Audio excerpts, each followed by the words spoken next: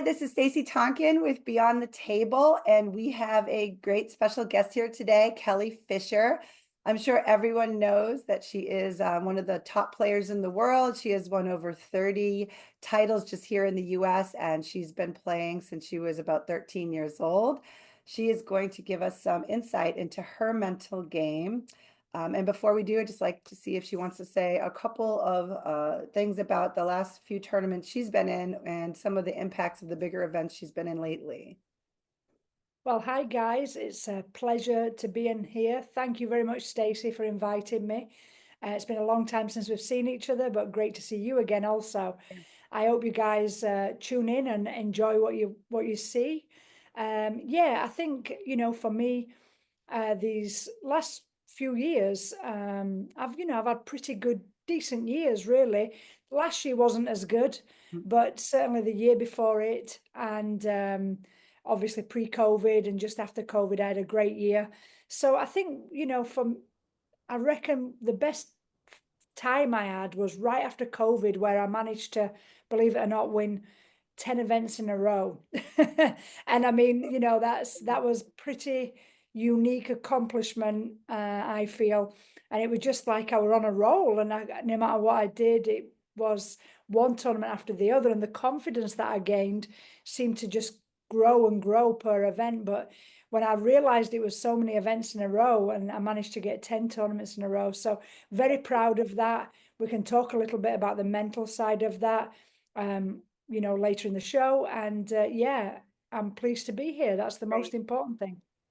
So we had some questions for you that I think is really going to help. So our first question was, what mental tricks help you to stay calm when you're playing in front of a crowd or feeling nervous? If you feel nervous at all, you might not. Of course, any player that tells you they don't feel nervous is probably telling a little porcupine. No matter what level and no matter how much you've practiced, how many years you've played, and how many events you play in, I do think nerves still come into it for sure. Don't get me wrong, with experience, you certainly are able to cope with it better, and you learn how to cope with yourself, actually. You have to pay attention to different scenarios. What makes you under pressure and when?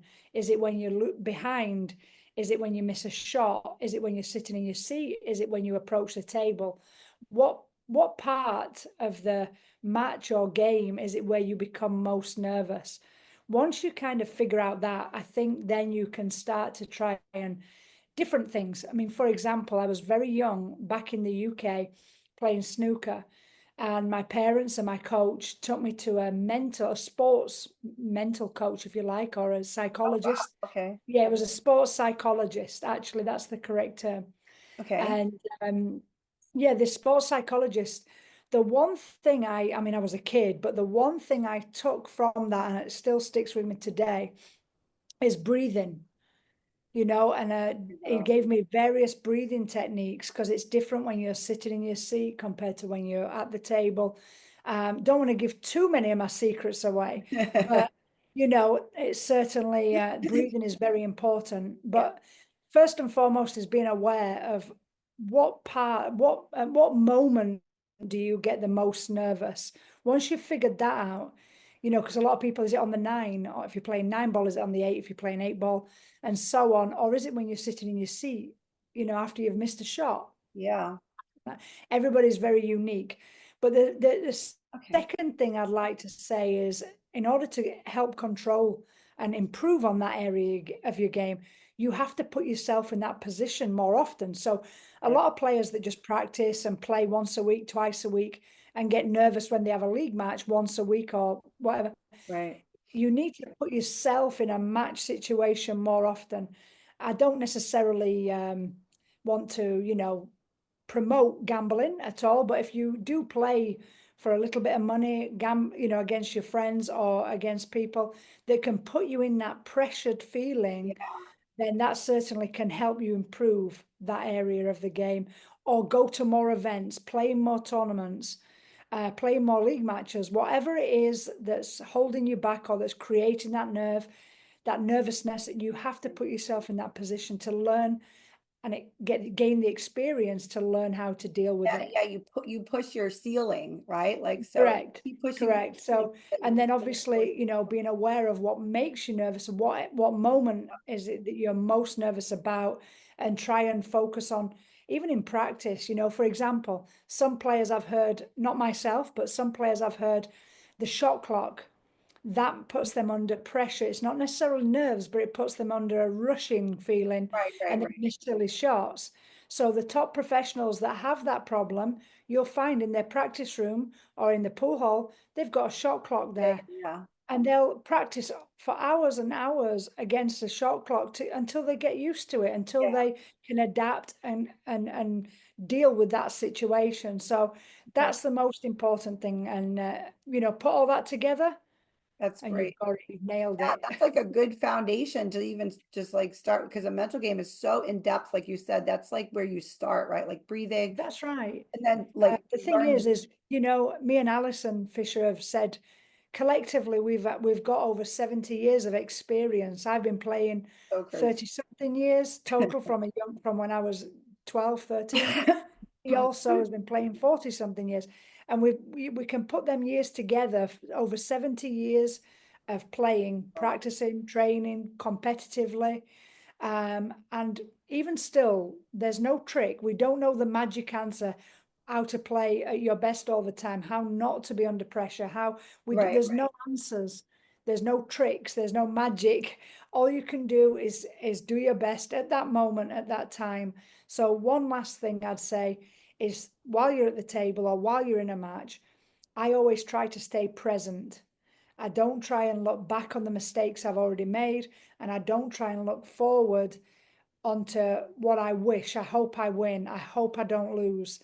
I don't want to miss this shot. I need to make this right, shot. I just try and stay present in that moment and deal with that shot, match, game, competition right. at the that moment in time. Oh, So that's that's perfect. Yeah, and actually you already, that was the second question that you answered. How do you reset your mind after making a mistake? You stay in the moment, you don't go yeah. back, and you just Yeah, keep that's moving. exactly right. Sorry, Stacey, I've kind of put them two together there. I got rolling, but yeah, That's basically that's where I was going, leading on to is, you have to stay present. Um, and that is the most important thing after you miss a shot, if you're behind in a match, all that same, they all link together, right. that creates nervousness. It creates putting you under pressure, it creates the heart to race faster. That's where the breathing comes in to slow down the Yep, heart rate. I've noticed that. So everything links together, but definitely staying present. Now, there's one app out there that basically what it does is it's a meditation, and it's for sport. Oh, really? Um, What is it? it's called Headspace. Oh, okay. And I've heard of I it. think you can use it for multiple things, but they have a sporting area in it, and it's brilliant. I didn't know And they had that. That's interesting. Okay. that's where I got the staying present. And I kind of must have been doing it already in my own way. I'm sure you. But since I had that app tell me that in the meditation and talked about that more, I've learned how to deal with that more and more efficiently, because I'm aware of staying present, whereas before I weren't aware of that. So certainly Headspace, a lot of the national team coaches get their kids, like for example the Hong Kong national team. I know all their the teammates and all the players. A lot of them use the Headspace. So yeah, I That's need to good get to them to know, sponsor because me. a lot of us lower players, like I coach some of the, players under me, and I tell them similar things like that, that I learned from you guys. And I say, hey guys, meditation, take your time, because to them, when they're lower players, they don't really see the connection between your mind and the game. They're just like, oh, I practice. Or some of the players that are like, 600 levels, they practice and they play in tournaments and stuff. And I says, but your tilt level is still here, right? Like if you go to a tournament, and like I play in 600 tournaments and stuff like that, and then I said if you play a 700 or above, it's not the same game. It's their mind and their headspace are in a different place, because you, as you can see, you have so much knowledge on how you've developed your thought process and developed your brain and developed your emotions. and connected it all with your skill. And so there's a whole person there. And so a lot of people who aren't to your level, of course, most of the world that isn't to your level is because they have to connect those two, right? Like some of them are making small connections and they're making more connections. And so, and that's what I developed this podcast about, is I want people to see that, you have to take care of that mental side of you. And it's, like you said, it's all the time, right? Like you can't be a maniac out in the world and then think you're going to be peaceful at the pool table. Like No, correct. you No, I are. mean, of course, everybody's got different personalities. Some people are more calmer than other people's away from the table. But basically, our sport, it doesn't give you any much room for anger, because the minute you get angry, that creates a different emotion that then is very difficult to maintain a calm, Dial it back. Yeah, you can't. balanced game. So, everybody has got different personalities, but when it comes down to our sport, simply because of the nature of the sport, it's not like boxing or a physical sport where you can get a little bit of your anger out. Yeah, yeah. Unfortunately, it's all mental once you're at the table, and all you've got to do is bring your practice game to the table, which is easier said than done. That's another area. How do you bring the practice game to the match Right. game? That's a whole new ball game, because again, it's just experience and putting yourself in that position in a match situation over and over again, so that you can bring your A game Right. anyway, but from practice to competition. Wow, those were such great things. And so my last thing was that if you had one piece of advice to give players out there, especially juniors or people that are at the very lower levels, but they want to be one day where you are, or close to where you are, because that would take a lifetime. What would you tell them from your heart? What would you say if you really had to sit down and tell someone something that's starting out or really wants to be Well, a great player? I always say to juniors, you have to love the game. I mean, for kids, they have to, there's so many sports out there, there's so many gaming things out there now, unfortunately, that are taking them away from sport. So anybody that really, comes into the billiard world, I think it's addictive, like any sport. I do Yeah, believe that once you start playing, you want to get better and better, but you have to love the game. You have to have a passion for the game, because the hours of practice that's required to get to the level of a top professional, it's a lot, and it's a lot of dedication, it's a lot of sacrifice, it's a lot of focus and mental torture. When you lose, it really is, you have to be so headstrong, and then you have to be have a big heart under pressure, but mentally you have to be strong, because it does throw curveballs at you, and it's a cruel game. In competitions, we've all experienced that. So I think that first of all, you have to love the game, and if you love the game and have a passion to play, then you have to be willing to have the discipline and sacrifice to put into the game. Otherwise, you're always going to be deflated yeah. of the defeats, and it's going to create you not to enjoy it. So I think the most important thing is, make sure you love the game, give it all you've got, and don't take the losses too hard. And one main Great. sentence or line that I like to say is, to be a champion, you need to learn how to lose before you can learn how to win.